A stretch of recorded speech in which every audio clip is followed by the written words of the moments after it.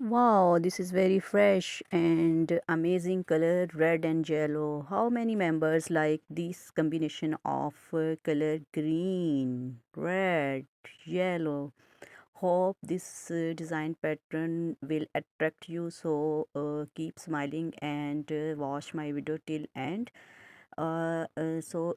Give me also comment either this color is best or not, or this design idea do you like. Let's start our video.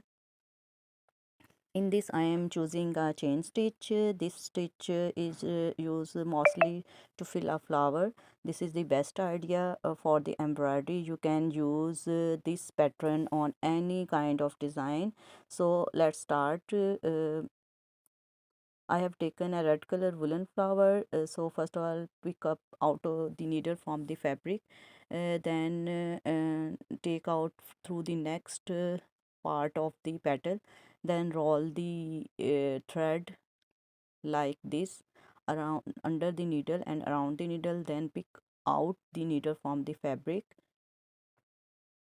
and pull it back into the fabric.